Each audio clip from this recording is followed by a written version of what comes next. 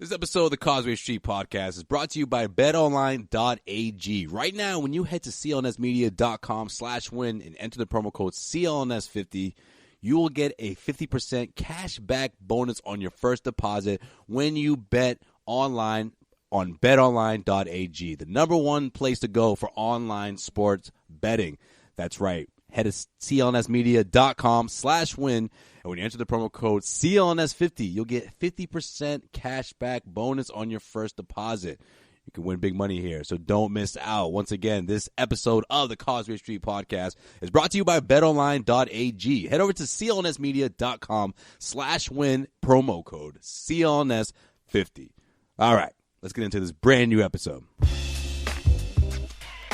Hey, this is Leon Poe, man. You listen to Causeway Street Podcast. Enjoy the show, man. It's always good. Team ambassador, Boston Celtics, Leon Poe, baby. Holla. We are hours away from the NBA trade deadline. It's the Causeway Street Podcast. Got Sean Dutra here. I am Josue Pavone. Joel Pavone is going to be joining us on the phone line today in this special episode, jam-packed episode. The NBA trade deadline is finally here. 2019 episode. Sean, yeah. Man, we already got some Woj bombs that popped off the night before. What's going to happen hours before the deadline? We see anything crazy, Sean? I don't know. Is Marcus Gasol going to get moved? Is Mike Conley going to get moved? I don't know. Is Anthony Davis going to get moved eventually? Are we going to finally see it? I mean, I don't expect too many. I don't expect too many big names to be traded. I don't. I mean, we already saw a couple big names. Big names. Got Bobby Portis there. Come on. Otto Porter. What's his name? Switching sides. Harrison Barnes. There you go. Tobias Harris, obviously the biggest name, but a lot of big contracts being moved. Yeah, a lot of big contracts, a lot of expiring contracts. I just don't see a lot of star power getting moved. In my opinion, star power means Marc Gasol, Bradley Beal, your Anthony Davises. Those type of big guys, I just don't see it happening.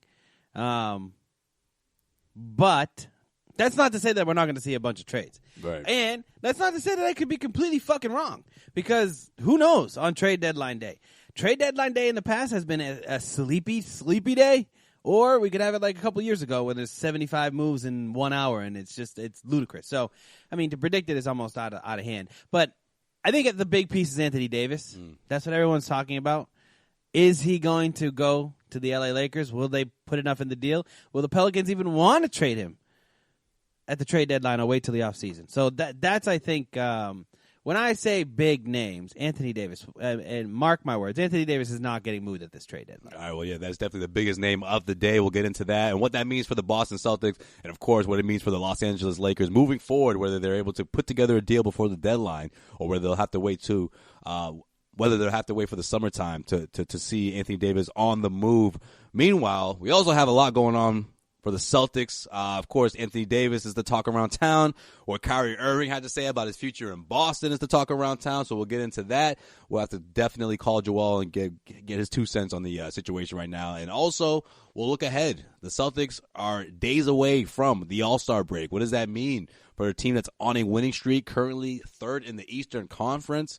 These guys are rolling. I know we've seen this before, right, Sean? I mean, we saw an 8-game winning streak earlier in the season. Yeah. But I think something's a little different with this team. Yeah.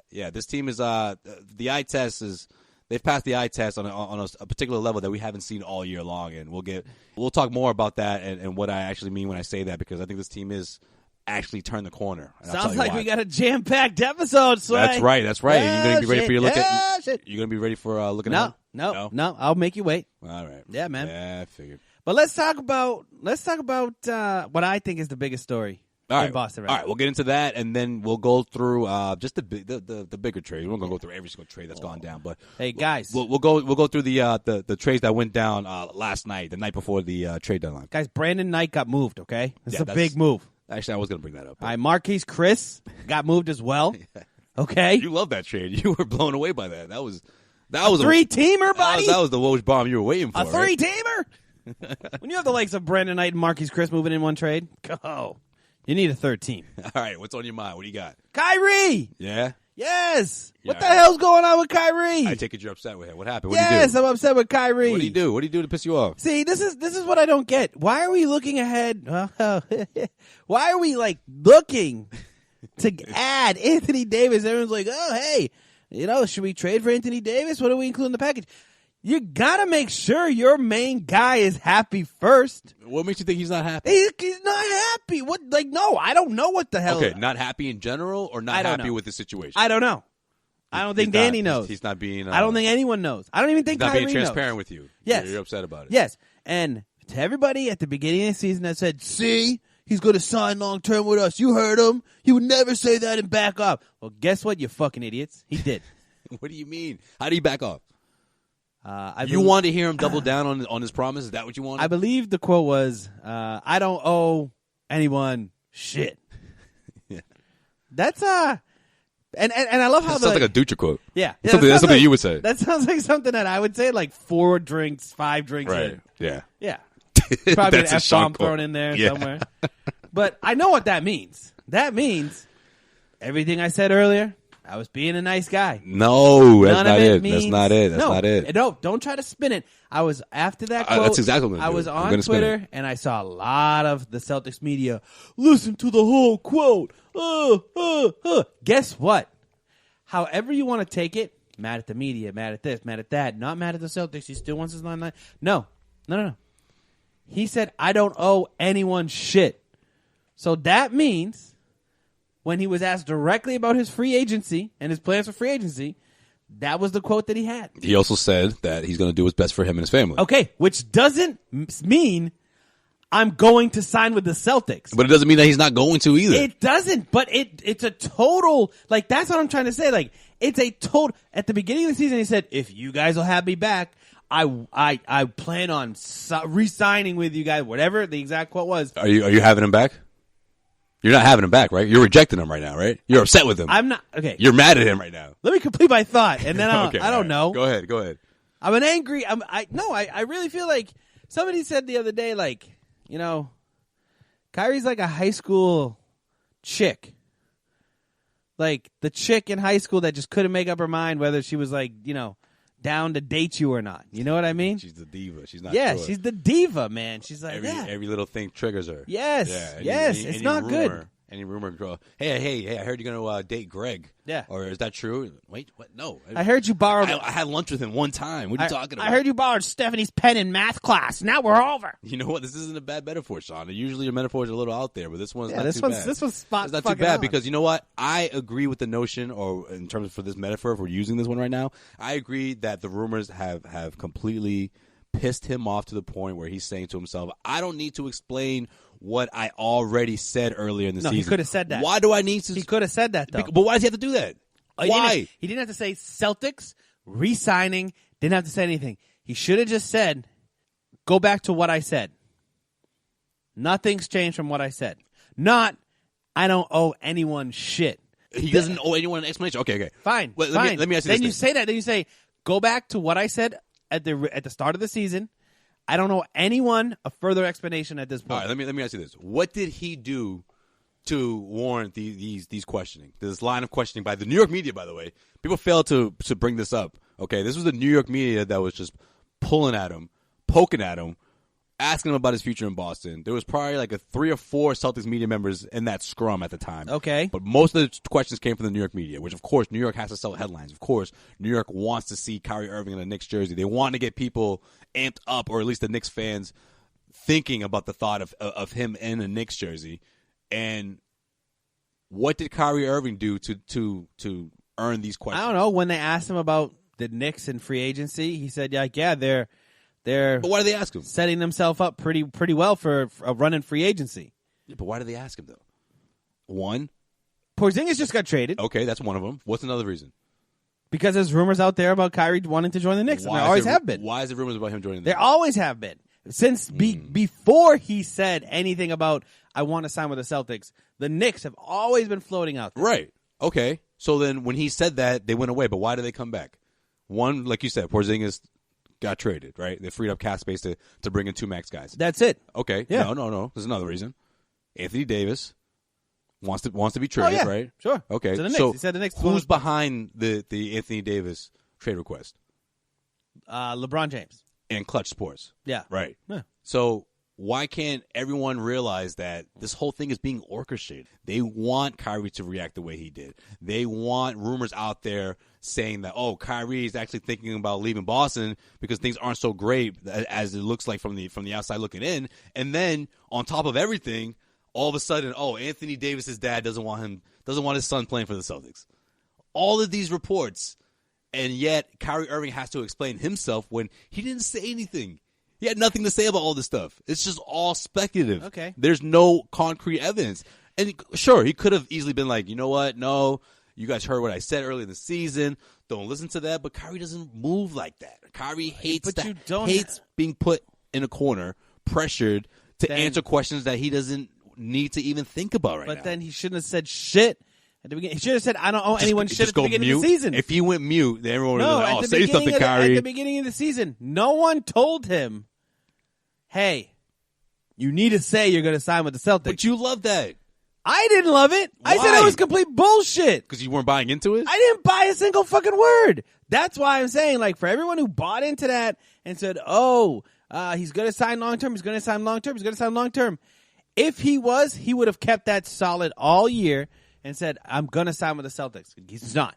That is not his answer now. So things are not good in Kyrie land. In my opinion, it's the number one story about the Boston Celtics for the rest of the season.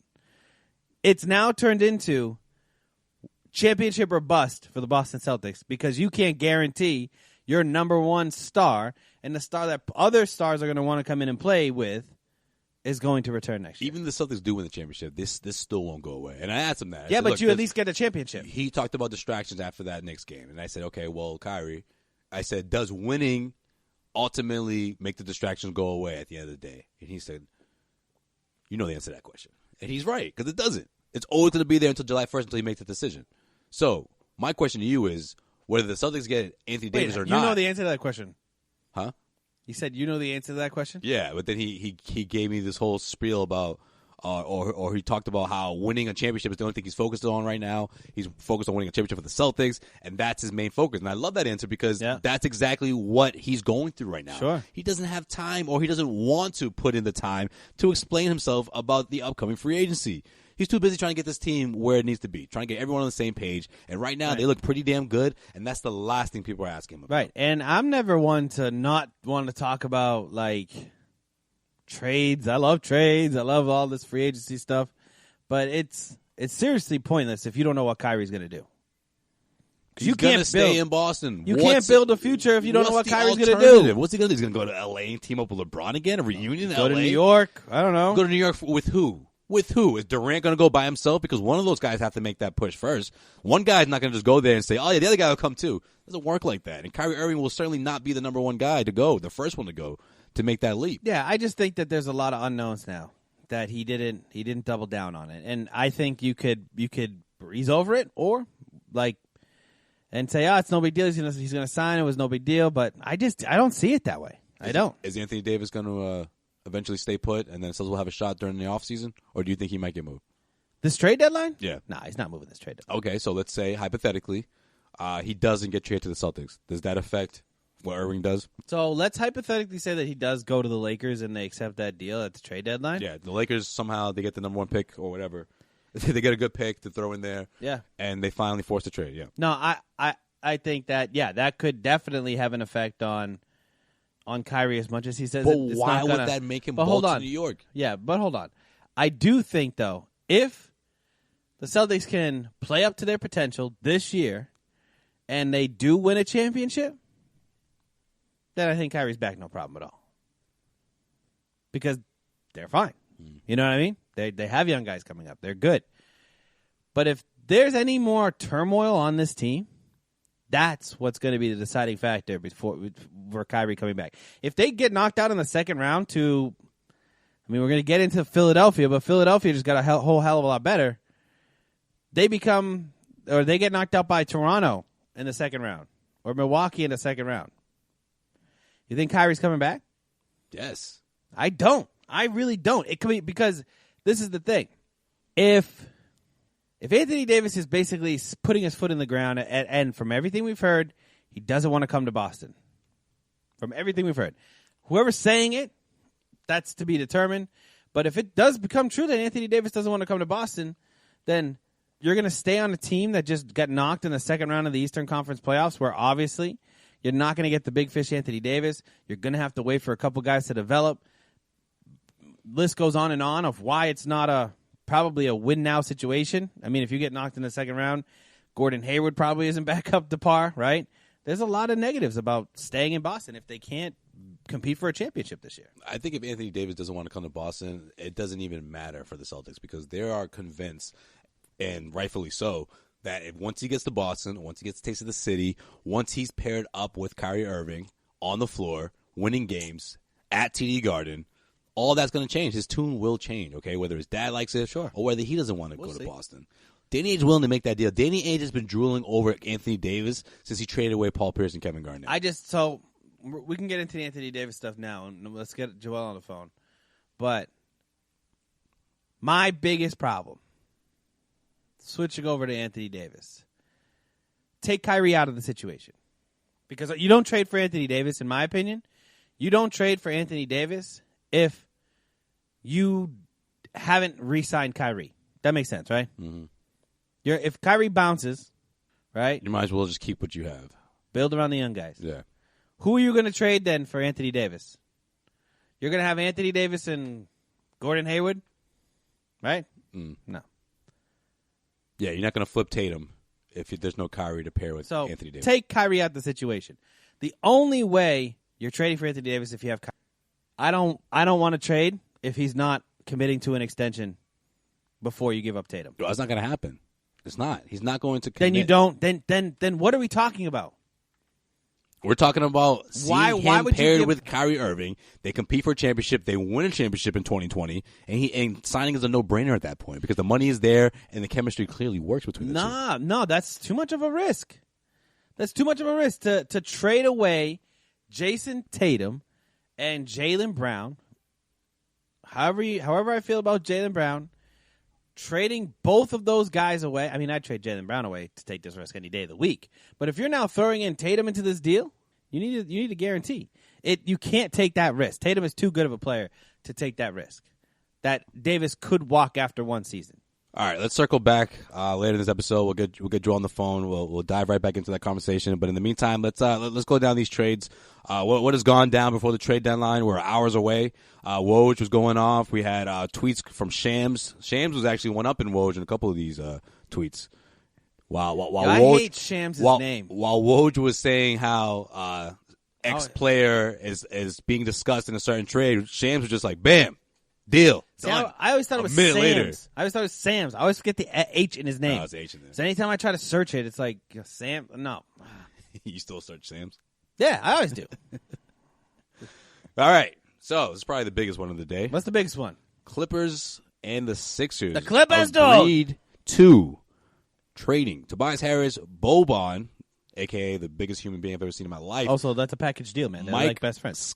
And Mike Scott for Landry Shamet, who was picked over Robert Williams right before, Wilson Chandler, Mike Muscala, 2020 first rounder, and a 2021 unprotected first round via Miami, and 2 second rounders, all for Tobias Harris to wear a Sixers uniform. Sean, what do you? That's a great deal for. What's your take on this? That's a great deal for Philadelphia.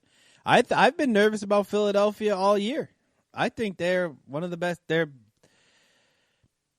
Yeah. But what do you think about their moves this year? They've essentially traded away their entire future for two surrounding. No, they haven't. Hold on. They've pretty much traded their entire future for 2 expiring contracts in Jimmy Butler and Tobias Harris. Yeah, but I was reading something that's their core 4. They're going to build around that. They have Ben. They're going to lock those guys in. They have Ben Simmons on a cheap deal. They've already signed Joel Embiid. They have enough space now to sign both of those guys again. I mean, you could, but is that what you really want? That's the core. Yeah, you're going to have a developing Embiid who's just going to get better. Simmons is just going to get better. I see the logic behind Jimmy Butler. Jimmy's Butler going to be more comfortable. So you're going to lock in Tobias Harris. That's your squad moving forward. Why not? That's a very formidable squad. That team knock off the Celtics in this best of 7 series? Yeah. I think so. Until Gordon Hayward's right, or until they stop playing him. I just think if these two teams were to go into a best-of-7 series right now or 2 months from now or whenever the case may be in the playoffs, I still think the Celtics have the edge. I think. Okay, so like Tobias is a good player. Yeah, but especially Tobias when you're the number one option Tobias on the Clippers. Is a game changer. Like if he's you the game changer when he's the third option. No, he'll be technically the fourth option on that team. So if you saw what type, like, to me, he reminds me a lot of like the Chris Middleton, the guy that if you put him on a team doesn't have to be the number 1 or number 2 guy, he can seriously change things. I mean, he's technically like almost like a role player on this team now, but he shoots like 40% from 3, is a big body, can play some D, a very efficient shooter. Like he's a good fourth piece. He's a great fourth piece. Think about that. Like that in a 7-game series, you're gonna have to stop now. What was the biggest thing? What was the biggest thing we said about Philly last year? What didn't they have? A closer. Consistent scoring. Yeah, or a closer. Or a closer. Now you get Jimmy Butler, and now you get more consistent scoring with Tobias Harris. I'm sorry. Everyone wants to crap on the Sixers because, they got no bench, they got no this. I'm sorry. Get Bellinelli out of here. Get whoever else was on it. What was it, Ilyasova last year? Yeah, he was there last year. All those crappy players that are just like, come on, Amir Johnson on a different team every year. You don't need them, okay? You got another guy that is – he should have been an all-star this year. He was an all-star last year. All-star player. Yeah, huge trade. Definitely catapults Philly back up to the top of the Eastern Conference, in my opinion. All right, well, Miami Heat sent Tyler Johnson to Phoenix. I don't know how Tim feels about that. We didn't get a chance to have him on. But Miami is acquiring Ryan Anderson in exchange for Tyler Johnson. Yeah, it just sounds like Miami's just giving the fuck up. So, $50 million deal. Well, how many years left on that now? They also had Wayne Ellington in that deal, which is strange because he's like a... That's right. Yes, I left that part out. He's like a legit like role player down there. I thought, unless he fell out of favor. But this one was surprising to me. Chicago Bulls and Washington Wizards agreed on a deal that sends the Wizards' newly signed Otto Porter for Bobby Portis and Jabari Parker, and includes a 2023 second-round pick to the Wizards. Yeah. That's a come-up if you're the Wizards. That's Bobby Portis, Jabari Parker. I mean, those are two solid pieces. Yeah, Jabari Parker obviously has injury troubles, but I mean, yeah, but Bobby Portis, I would have done Bobby Portis for Otto Porter. Like, fine, done. Like, I was thinking Jabari Parker. Either way. Yeah, you get rid of that huge contract. That's a huge contract, especially with John Wall being out for another year. Yeah, so now you got some cap relief. Yeah. But can they pull in a free agent though? They could. There's gonna be a lot of free agents out there. They're not giving up in this core, huh? They're they're riding with Bradley Beal and John Wall. At? Who? Their homegrown hero. Bryant? No, Kevin Durant, man. Free agent. Does he go back home? I don't know. Just saying. That was a big rumor the first time around in free agency for him. I didn't think about that. That's why they brought Scott Brooks over there. It's amazing how many teams are just clearing up space with the hope that they can bring in a top tier free agent. We're either going to suck for 5 years or we're going to get a free agent. Yeah, we're going to be competing for the next 3 to 4 years. You know what team never did that? Celtics. Yeah, damn right. Yeah. Danny Ainge, man. You know what team loves doing that? New York. Time and time again, they just go for these big free agents. They never work on their homegrown players, and they think that they're going to hit the bank with these guys. And then when it doesn't pan out, they're stuck paying player X for the next 3 or 4 years, and their salary is shot. They finally cleared up space, and they traded away Porzingis. I mean, we didn't even get into that much, but let's talk a little bit about that. I don't even get that. I don't get that. I mean, they are thinking that it's a no-brainer. Kyrie Irving, Kevin Durant, they're both coming. That's the only reason why you make a move like that. If you told Knicks fans a year ago, before Porzingis went down, that they made this deal, they would be at the Garden with pitchforks and torches, and the Garden would burn. But James Dolan would be murdered. But their plan B would be to re-up DeAndre. I mean, you might as well if you strike out on those two guys. Why was Porzingis so unhappy? How can someone who is the centerpiece of a franchise that's been rebuilding, They're destined to have a top 5 pick at least in this upcoming draft. You have cap space to bring somebody else in. Why would you hate that scenario? Why do you want out and now you're in Dallas? No, I think he realized, like, New York, this organization sucks. Like, everything about the organization sucks. And it isn't even like this is the first time he's been brought up in trade rumors and everything. There's been dissent there for a while, I feel. I feel like I've always heard stories about how there was something about how he rehabbed differently than what they wanted him to do or something, and then they just shut him down for the entire season. So I don't know. I think there was something going on there. And now the Mavericks, talk about another team trying to clear up some cap space. They get Porzingis. No, they get Porzingis, and what else they do? What they also did was, damn, how'd you know that? Did you know I had this queued up right here on my phone? How'd you know that? The Kings traded with the Dallas Mavericks, sending Justin Jackson and Zach Randolph to Dallas for Harrison Barnes. Great move for the Kings. Barnes. I think it's a great move for the Kings. Bad move for the Celtics. Yeah, that doesn't help them with the whole we have your pick, so we need you to keep losing games. Yeah, that says, like, hey, we're really okay with getting an 8th seed this year. They just want to compete. They want these young guys to get that experience. You put the young guys up in Sacramento, add Harrison Barnes instead of Justin Jackson. Ugh, gross. Just like one of those players you just look at, you're like, you're just...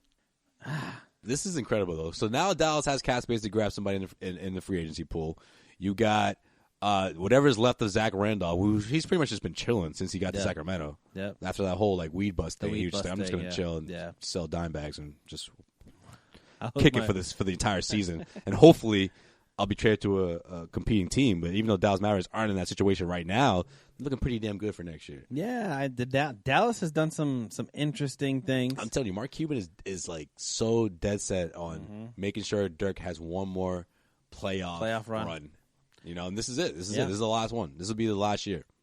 Yep. Well, I think obviously the most impactful trade for this year is going to be the Tobias Harris trade on the Eastern Conference playoff race. But we will feel the impact. And the New York Knicks will feel the impact when Porzingis is a multiple-time All-Star in the Western Conference, matched up with Luka. They don't get any big free agent. That trade's going to be put down in NBA history. It's like one of the most lopsided trades in NBA history. All right, let's jump to the phone line, Sean. Let's see what Joel Pavone has to say about this because who's that? Plenty to get into, from Kyrie Irving to Anthony Davis to the trades that have gone down, the trades that might go down. Let's see what Joel has to say about this, and he joins us right now on the Causeway Street podcast. Joel, what's up, bro? What's going on? What up? Still got to say it, huh? All right, man. So we got Anthony Davis. Obviously, the headline of this NBA trade deadline. What do you think, man? Does he get moved? Do the Lakers finally put together a deal? You know, do they throw in like Malibu and Jack Nicholson and other parts of LA to go with the deal, the package deal? And New Orleans finally says yes. Yeah. LeBron's son, I heard, was in a deal too. I think that was the latest report. A commitment, right? So when he comes at the NBA, he has to play for the Pelicans as soon as he gets out. Like, all of the Ball kids, and I think even Mr. Ball too gets thrown in that deal as well. He's going to be the president. Oh wow! Yeah, so I still think even after all that, the Pelicans are going to still say nope. We're going to wait until the off season. All right. So what does that mean for the Celtics? I mean, obviously they're a big player here throughout these talks. Jayson Tatum is already being mentioned as the centerpiece of a potential deal. Danny Ainge has been on the phone telling these guys to hold off, that it's in their best interest to hold off, and that they could see someone like Jayson Tatum, which of course means everything for this deal because I can't think of another team that could put together a better deal. I mean, I have one team in mind, but this team I don't think has the, what should I say, the sack to actually pull the deal off, and that's Denver. The cojones? Yeah, I think Denver could, if they really wanted to, they could at least put an offer in, but I don't see them doing that anytime soon. But what do you think? Does Jayson Tatum actually become a part of this deal? Is that the ultimate deal breaker that brings Anthony Davis to Boston? Yes and no, because New Orleans is definitely that's gonna be the first player on their list from Boston is Jayson Tatum. But if anybody can pull this deal off without Jayson Tatum in in the trade offer, it's Danny Ainge. He'll find a way somehow. Even though I bet you now he's still saying, we'll throw in Tatum, but in the final hour this summer, he's gonna figure out a way to be like, you know what? No, Jayson Tatum is not included in this deal, but Danny Ainge will still pull it off somehow, and New Orleans will say, okay, yeah, that's fine. We didn't want Jayson Tatum anyway, so that's what I think is gonna happen. Believe it or not. So is Jaylen Brown going to be the centerpiece here? Because I think Jaylen Brown is someone that you could actually make a case for last year after the postseason, because he had one hell of a postseason for the Celtics. So I think he'd have to duplicate that at least, at minimum, for him to even be mentioned as a centerpiece in this deal. Well, the thing about both Jayson Tatum and Jaylen Brown, because of the great postseason they had last year, now, this time around, you know that their names have been thrown around in trade rumors. You know that the Celtics technically can't do anything because they don't want to trade Kyrie Irving this year. So it's kind of like a double-edged sword. Are they playing on borrowed time? In terms of going up in the standings in the Eastern Conference, they're third now. They could potentially catch Toronto or maybe even Milwaukee. And then the playoff run. And obviously, if Kyrie's healthy, anything could happen.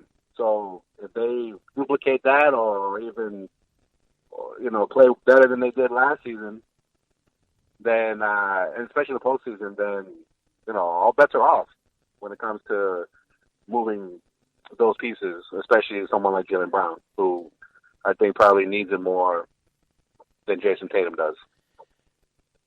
All right, Joel, what do you think about Tobias Harris having an effect on this year's Eastern Conference playoff run? I mean, I think it's a lot.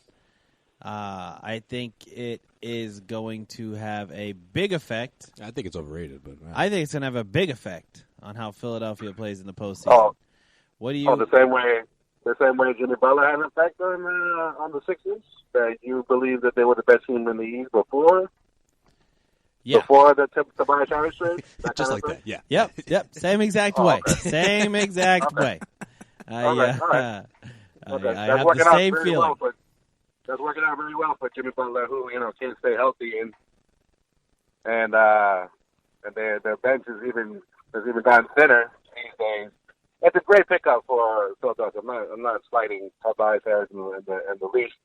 He definitely should have been an All-Star this year, in my opinion. But again, he's a rental. Philadelphia is obviously they're throwing all their eggs in one basket to try to come out of the East, but I still don't think they have enough to compete with the Celtics. Never mind someone like Toronto or even Milwaukee. Yeah, I think I was quick to say that I think I accidentally predicted them to win against 7 games against the Celtics already today. Maybe they don't win, but they definitely can push the Celtics to 7 in the playoffs. But the issue now is that you have formidable opponents in the top 4 of the East. That means the Celtics are going to be playing a big seed, not a walk in the park, even if they do get the number 1 seed in the second round of the playoffs. And I think Philadelphia really starts to make that second round of the playoffs a lot more interesting. Well, you look at a team like the Wizards, who were pretty much dead in the water. They just pulled off a deal for Jabari Parker. That team could potentially make a run at the 8th or 7th seed in the East. And speaking of the Wizards, we got a hold on, Joel. We got a blockbuster trade coming from the Wizards right now. Oh, really? Yeah. Is there Otto Porter for Jabari? No, Markieff Morris to the Pelicans. Really? Yeah. Oh, I thought you were just being Sean and saying weird things. Yeah, I know, right? Wesley Johnson. Yeah, why did you say it like that? Wesley Johnson. Oh, okay. Just saying. Start putting the pieces together. Markieff Morris. Man, so many deals. Goes to New Orleans. Oh, so what are you trying to say? He's going to sign as a free agent in New Orleans? He's going to team up with Jaylen Brown or Jayson Tatum, whichever gets dealt? Is that Markieff, Marcus probably want to play together. Yeah, no, I see what you're saying. You never know. Just saying. That's a little bit of a giant blockbuster while we're recording this episode. We should report on. Yeah, all right. For fair journalism. All right. We'll see what else. Well, it's funny because a lot of these big trades are happening, way before the deadline. So it might be a quiet deadline for the actual leading up to the 3 p.m. cutoff. Yeah, everyone wants to get these deals in like well before, Yeah. so they make sure they get what they want. A lot of big contracts being moved around. Well, that's what the second part of this was. I guess it's saying now Bradley Beal is not expected to move because they moved Otto Porter. Yeah, they moved Marquise that's huge Morris' for them. contract. They're under the luxury tax now, so that's a bonus for the Wizards who flat out suck. I don't think that they're making a run for anything, truthfully, but Well, I mean, with Wall being injured for the rest of the season, they can't move him. No one's going to want him, so they're like, I guess we might want to keep Beal for a little bit longer and team him up with some sort of, talent to make. I think they're still going to make a push. I mean, you got the bottom 2 teams that are potentially playoff teams in the East under 500, so that's not out of the question that they can kind of make a run for that. So going back to your question about the Sixers, I still think their starters are great with the addition of Harris, but it's their bench that needs help. Their bench needed help after they got Jimmy Butler, and now unless Markelle Fultz figured out how to play basketball again, I don't know what's coming off the bench for the Sixers that's going to help them in the postseason. he has a disorder. Okay. Still defending him, huh? Still defending him. All right, well, one guy you've defended all year long has certainly been Kyrie Irving. Now, he, of course, is up for a big contract. His quotes out of New York last Friday had a lot of Celtics fans worried. Has your confidence at all changed in terms of him sticking around in Boston, his future in Boston, his future with the Celtics? Do you think he'll ultimately sign, regardless of what he's been saying to the media? And with that being said, if he does end up staying, of course, doesn't that only elevate the chances of seeing Anthony Davis in a Celtics uniform? Yeah, I think he'll ultimately stay.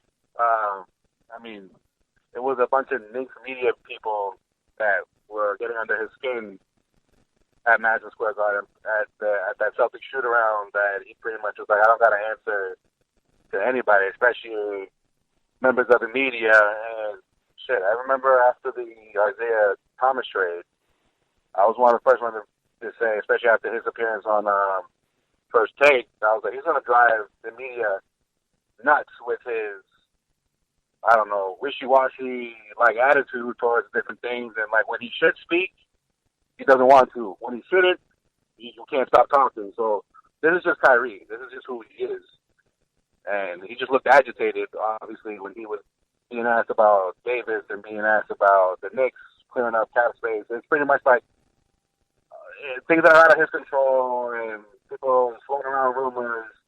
And he's just like, I got nothing to do with that, even though he's friends with Davis and he's been linked to the Knicks in the past. So it goes without saying about these different questions that he gets asked. But I don't know. I still think he's going to resign. Obviously, that makes it a better thing, better for him to stay.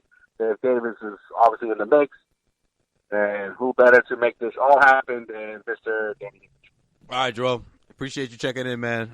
Get down here soon, man. We got a top 25 players list to go through. Oh, snap. All-Star Weekend, our annual list, top 25 players going down next week's episode before the NBA All-Star break. And I can't wait because that always brings up the best debates between us three. So get down here.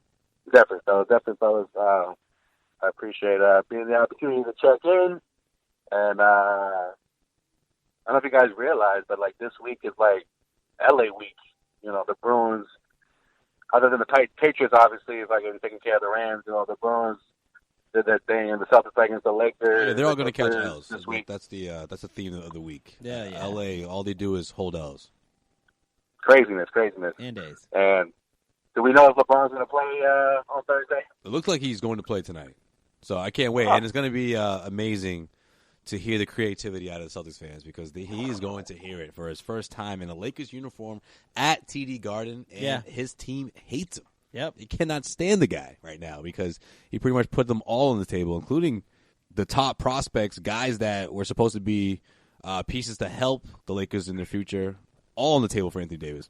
Well, it's weird that the Lakers fans all of a sudden are like upset about like the potential of these guys being involved in a trade when the last few years all their top picks they've traded them, like D'Angelo Russell, Julius Randle, Jordan Clarkson. They've gotten rid of all these guys, so I don't understand. Like, isn't that what what Lakers fans wanted to be able to compete for championships? Was the only way to do that is get rid of these young guys and go for superstars, pretty much, and that's always what they've done in the past.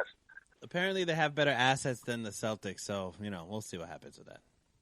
Well, I mean, yeah, when you have all the balls and LeVar and fucking who else? LeBron's son and Jack Nicholson. Then you got a pretty good trade offer, the trade package for Anthony Davis, and the Pelicans are not going to budge. You got the next decade. You're constantly getting something from the Lakers. That's even better than the Brooklyn Nets heist that Danny Ainge pulled off about 5 years ago. Yeah, throw Stevie Wonder in that deal too.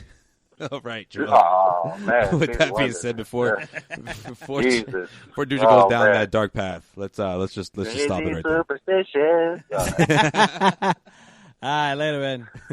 Writings on the wall. All right, guys, I'm out. All right, like you like to say, gun to the head. All right, gun to the head. All right, gun to the head. Jayson Tatum on the table for Anthony Davis or not? What are you doing? You're Danny Ainge. Only if he guarantees an extension. Just like KG. What do you want, a verbal commitment like Kyrie gave KG you? do? You're still not committed to that. What did KG do? What do you mean? He signed one right away. He's not going to do that. He's not going to leave money on the table. No, KG re-signed immediately. Yeah, if you get something, if you sign Kyrie Irving and then Anthony Davis says, yes, I'm going to sign an extension, I agree to sign an extension, whatever that yes, then I would put Tatum in the deal. Do you think Celtics fans are like way too what's the word I'm looking for? They're too like possessive of their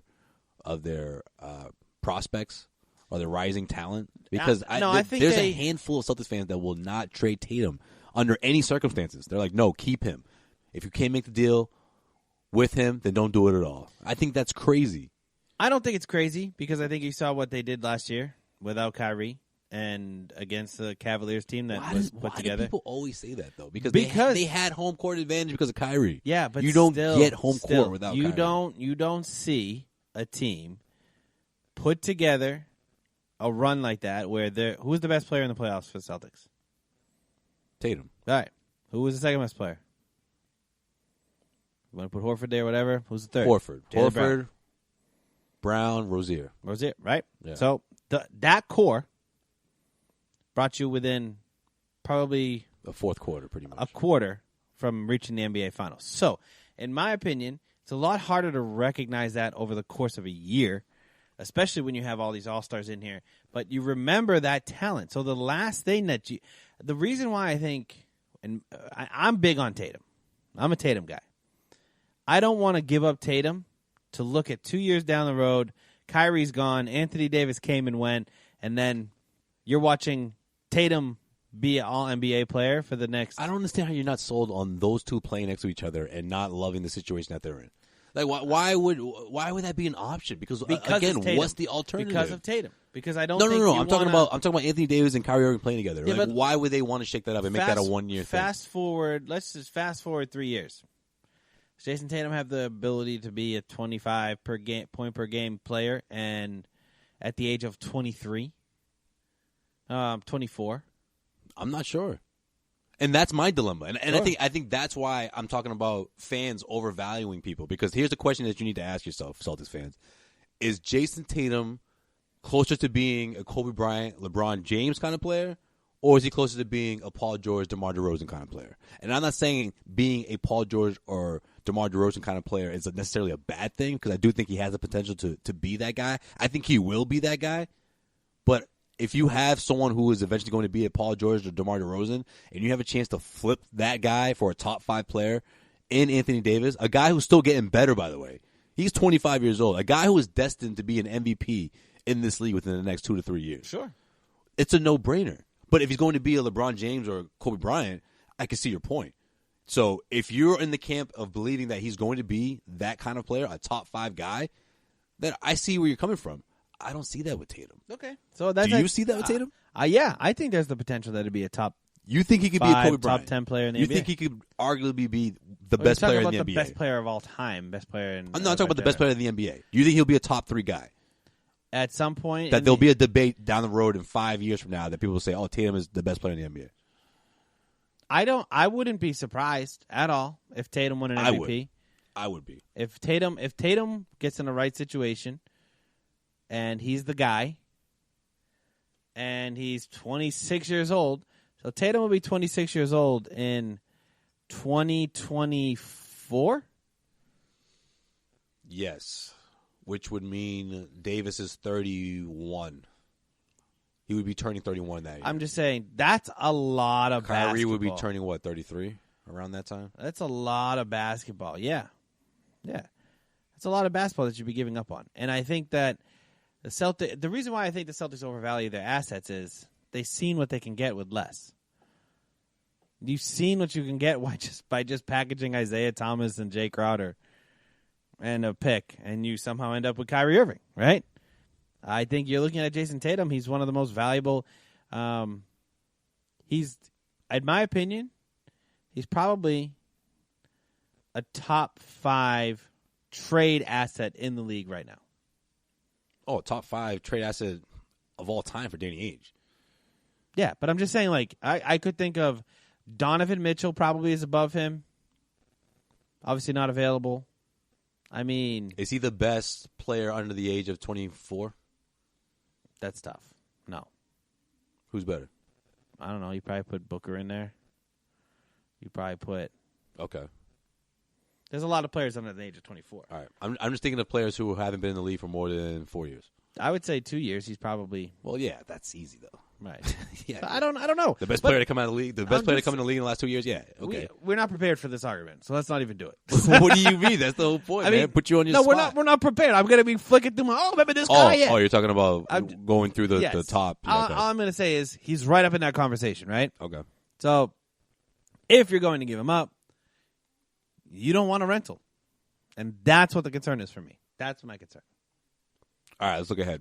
All right, it is time to look ahead.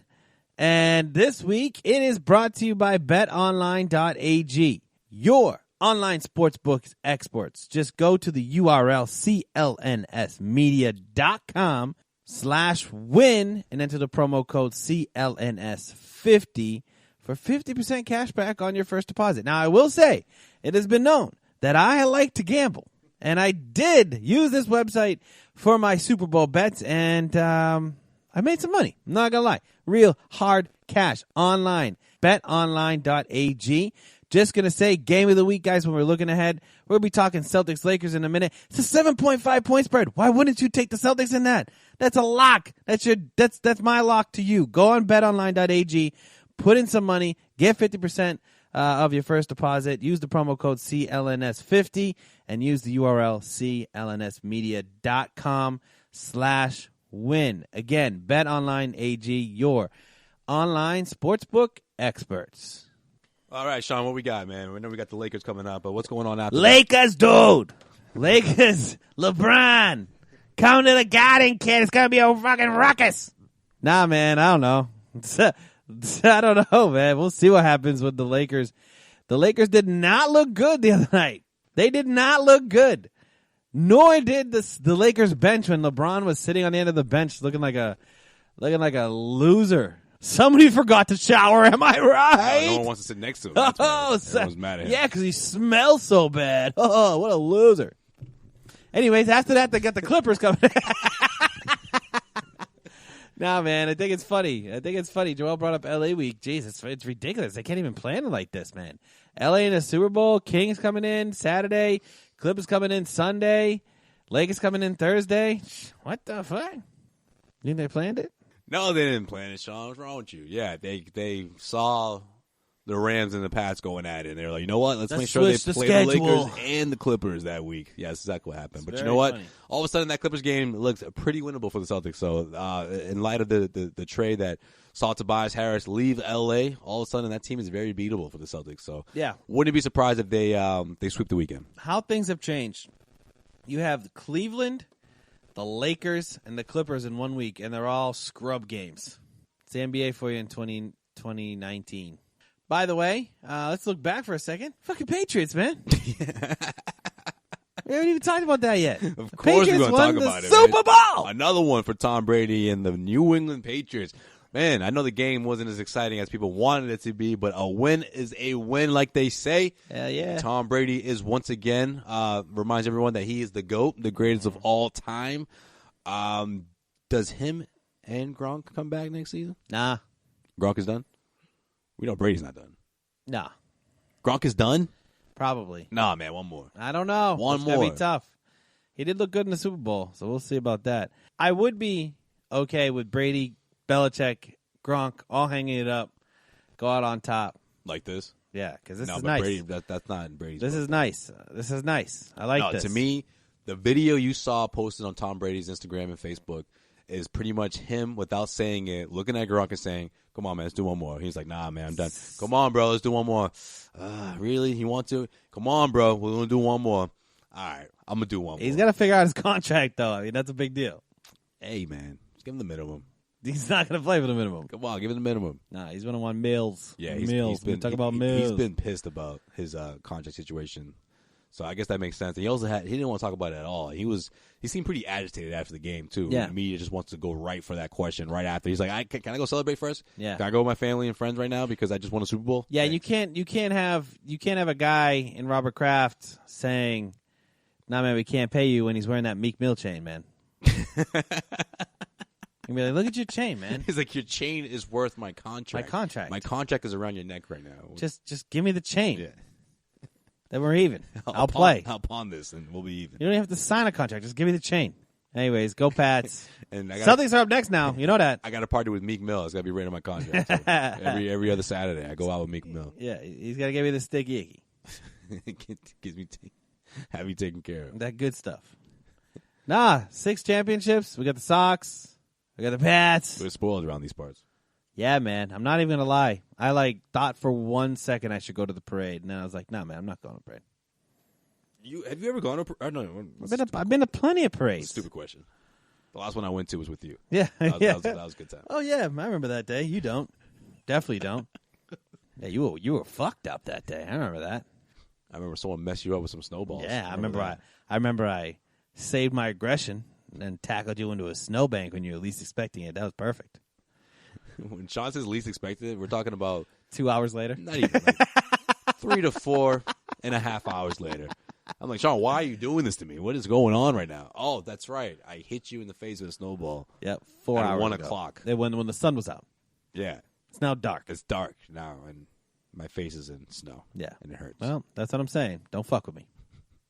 That's the last one you went to? Yeah. And that wasn't even after the Falcons game. That was after the Seahawks. The Seahawks game. 2014. Man, we're spoiled. We're fucking old, too. I remember back in 2002 thinking how amazing it was that they won one. Yeah, I went to that. Little did we know. I went to that parade because I was like, that was a great day. That was like, I want to go to a parade. Yeah. It's like, yeah, we finally got that's one. the old school one when they used to have the rally in Government Center. Yeah, I saw mad titties that day.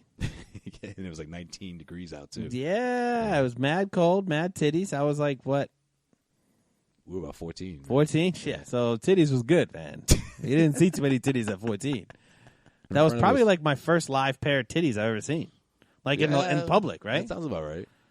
Not that I really counted because I I didn't. drank that day. Yeah, it's freaking crazy. Yeah, I was on the Green Line, and some high school kids from Wellesley gave me a sip of Captain Morgan's that they had in a water bottle.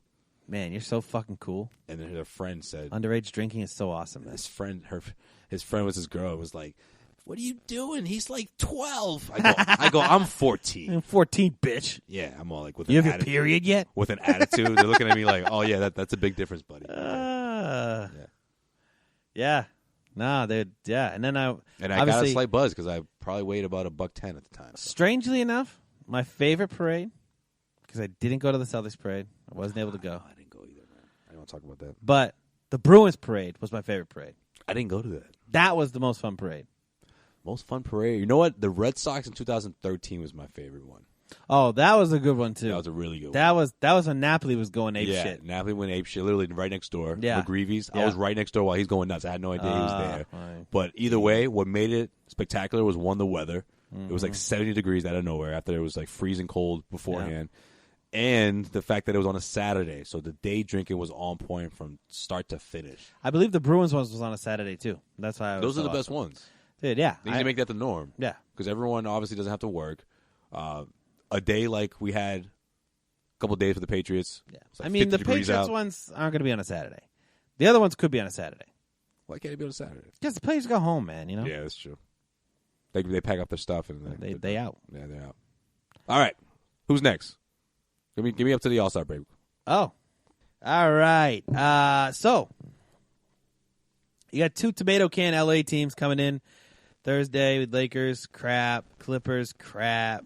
Then, the schedule next week gets really, really interesting. Before the All-Star break, you do have to take on the newly revamped Philadelphia 76ers. That's going to be a great game. That's going to be a great game. That's Tuesday. Mr. Harris, Mr. Butler. That's in Philly, though, right? It's in Philly. You go travel down to Philly, the land of confetti, take on those Celtics, and then you get the Pistons. But by the way, I'm really interested in why Andre Drummond's name hasn't been put around on the trade deadline this year. The Pistons seem to be getting rid of everybody. Yeah, I'm not surprised, though. It's kind of a tough sell. No, Drummond? Yeah. No, why? He's not an expiring deal. Oh, yeah, it's just even more. Yeah, it's more intriguing. Yeah, we have to take on that contract. I'm fine with that contract. Either way, just interesting. You know, you see like Porzingis move. Like I would much rather have Drummond than have whatever. It's what it is. Well, what about Mike Conley and Marc Gasol? Mike Conley is a tougher one to move, but Marc Gasol, I mean, he's got 1 year will left. probably get moved, Yeah. and I've heard Charlotte being sniffing around on that, being very close to having a deal with Marc Gasol. What do you think about the thought of Toronto switching up point guards? That's crazy. Yeah, It's crazy. yeah. Lowry and Valanciunas for Gasol and Conley. That was the deal. Yeah. Why? Literally the same players. I think they're freaking out about Kawhi. Probably, but how does that make Kawhi feel better? Because you got some security, I guess. No, you just bring got in the 2 guys. same guys who now aren't used to playing with you. Like Lowry or Conley, who are you going to take? I mean, offensively, it's Who a you gonna better take? team. Who you going to take? Lowry or Conley? Flip a coin. Okay, Like the same Valanciunas player. or Gasol? Gasol. Why are you even thinking about this right now? Marc Gasol, even I'm at just his saying, age. by how much, though? How much better is he than Valanciunas? Significantly better. Significantly? Yeah. All right, then fine. Yeah, make the deal. I don't know. But then you're locked in, though. Then you're locked into. But if Kawhi Conley leaves you race. high and dry, I mean, you're not in the worst case. Yeah. You're not in worse shape. Sure, Because you still have Siakam, we'll see. Who's the biggest name's going to move? Gasol. Gasol? Well, it might have already happened. Might be Harris. I think it's Porzingis, but Harris? Well, Oh, Tobias. I guess Porzingis counts. I'm talking about, like, deadline guys. Porzingis is Tomorrow, a week old. Thursday. Or the What's last 48 hours. The biggest name's going to move on trade deadline day is going to be, If I had to guess, Gasol. if I had to guess, Marc Gasol. yeah, I don't know. I wouldn't be surprised if it's like some no-name schmuck. They don't want to be a big name. Well, it's the only name. I don't think there's going to be a big name that's going to be moved. What's the record? What does Celtics do? They should go 4-0. They should. That Philly game? That Philly game. They got to win that Philly Okay. game. They got to win. That if they don't win that Philly game, then everything that I've been saying about Philly this year is starting to come true. I'm going to go 3-1. 3-1. Yeah. It comes down to the wire, but I think they dropped that Philly game. No. But that's still one hell of all a I record know heading is into the All-Star break. They needed to win these games. They've done a really good job with this winning streak. We've made it through this entire episode of not talking about how good the Celtics have been playing. Yeah. Because there's so much This off-court is exactly drama. what pisses off Kyrie. There's so much off-court drama. You're missing the fact that the Celtics are playing the best basketball of the year right now. 5-0. 9-1 in the last 10. 9-1 in the last 10. Kyrie's playing the best ball in a Celtics uniform, arguably, ever. Minus that run he had at the beginning. Remember that 17 game? What was it, 17? No. Oh, no. last year. Yeah. Yeah. Yeah. This year. Playing the best ball he played this year in the Celtics uniform. Team's clicking. Seems like the roles are there. Hayward should be coming back better now after the All-Star break. I think him playing in Cleveland and playing so well, it was big for him. We will talk much more about the Celtics actually playing basketball after the trade deadline. Well, We promise. All-Star weekend. I mean, that's all we have to talk about pretty much. Yeah. All right. All drama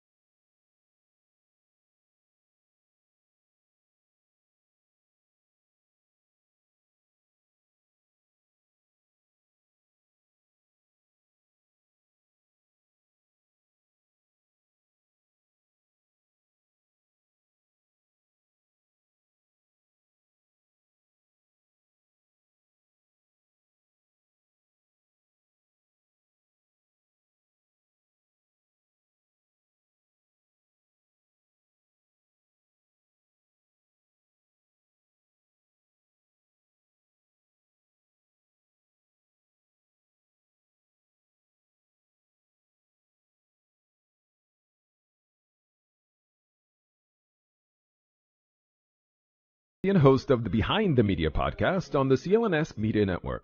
Along with Jimmy Young, we dive into the biggest media headlines each week with honest, informed, and sometimes irreverent perspectives. It's not all serious. We deliver information and entertainment. As we like to say on Behind the Media, we find the interesting in media so you don't have to go searching for it. Listen to our podcast and get prepped for the next trip to the water cooler. Subscribe to Behind the Media wherever you get your podcast, or find us on www.clnsmedia.com.